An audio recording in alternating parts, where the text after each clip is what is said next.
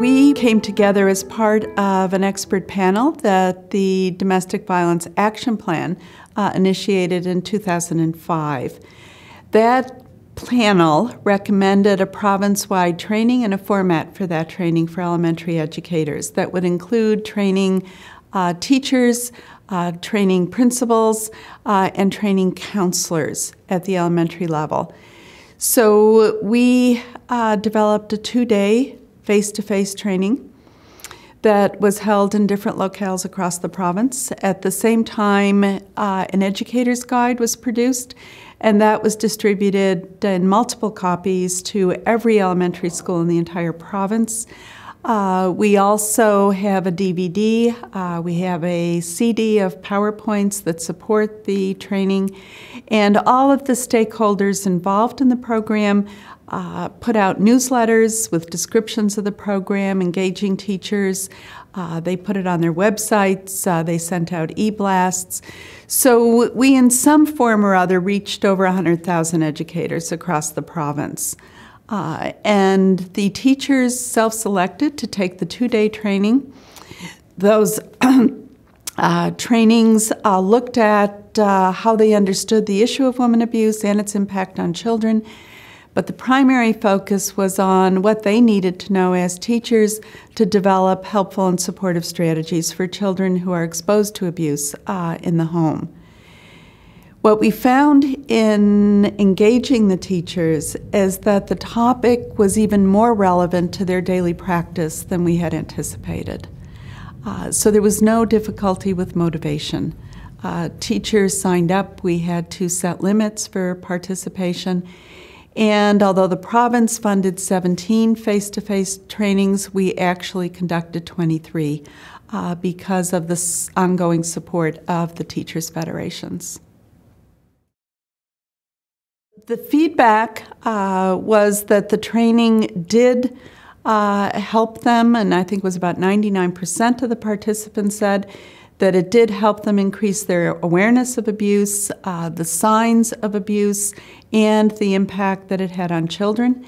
It also helped them understand better their obligations and their ability to support children and families, and to develop and share with their colleagues supportive strategies for increasing children's safety and supporting their learning.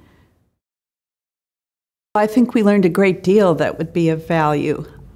First of all, I think anyone who is working literally in any type of environment that comes into contact with families is going to have among their own membership a high level of survivors. And one of the things that happened in the teacher training was that in every single session, we had teachers who disclosed. They not only disclosed professionally, but also personally. Because they were self-selecting to be there, much of the motivation was what they had experienced in their own lives, as well as what their students were experiencing. So they disclosed both from their own histories and told of a wide variety of types of exposure that children in their classrooms were having. Things that we hadn't heard in previous trainings, but are hearing more of because of the use of technology. One example was a young boy who received a text while he was in the classroom, and the text was from his father who said, "I'm going to kill your mother." So we have things that were disclosed that were that explicit to much more subtle forms of disclosures in the classroom through stories, through pictures the children drew, through the way they clinged to a teacher or their eagerness to get home. There were a variety of different ways in which children disclosed either gradually or all at once to a teacher. They were compassionate and passionate and wanted to do what was best to support those children and the families, and didn't always get the supports they needed from the larger system in which they were working. And that's something we hear over and over again.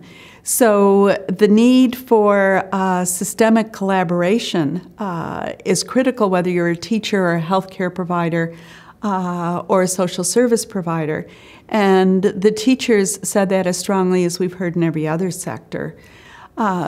They also really want ongoing support. The 2-day training left them enthusiastic, left them with a certain level of skill and increased confidence, but not the level of confidence that we would have liked in order for them to then begin to roll it out across the province. Because the original model was a train-the-trainer model, which more and more I'm not sure in specific sectors is the best way to proceed.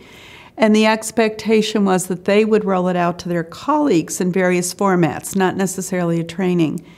But that requires ongoing supports. And oftentimes they didn't have those supports even in their own school where their principal was a barrier. And when we've done police training, we see similar things. You have the enthusiastic ambassadors that want to carry something forward. You don't have the support from immediate supervisors or more senior supervisors.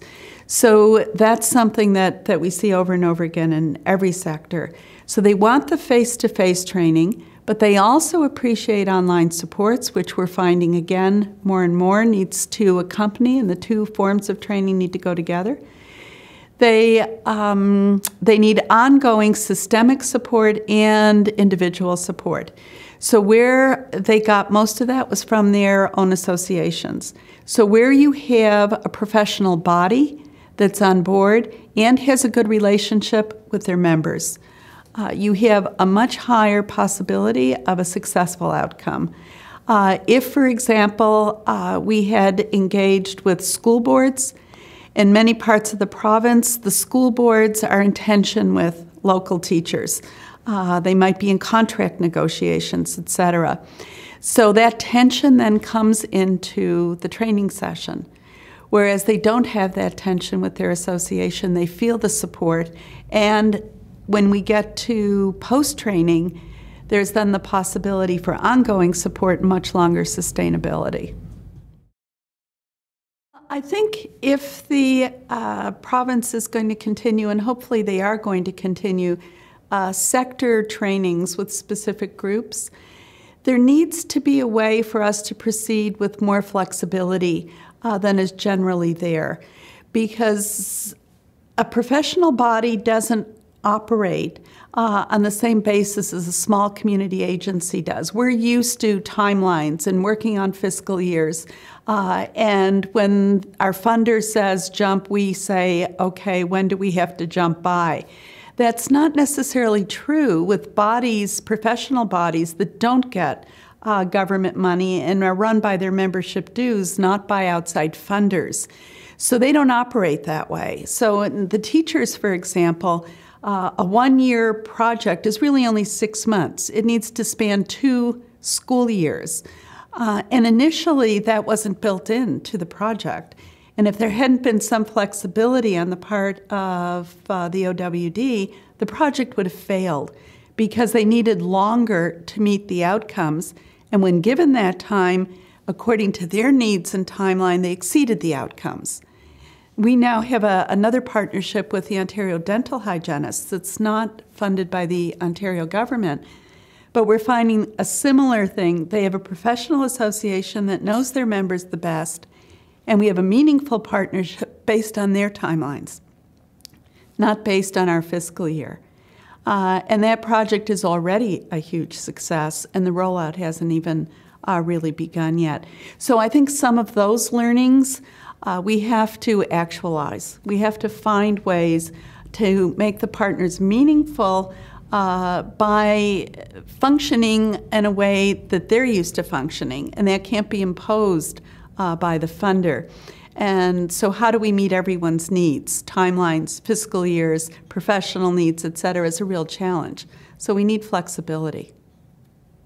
And if we have it, I think we'll get more professional associations willing to partner with government and content experts, regardless of who those are. And it's the only way we're going to have long-term sustainability, because our small agencies have no long-term sustainability outside of those partnerships. So the partnership with the professional organization has to really meet their needs if they're going to put their money into it. In the end, the Elementary Teachers Federation has in fact contributed far more resources to the ongoing training of teachers on healthy equal relationships and responding to children exposed to abuse than the Ontario government did.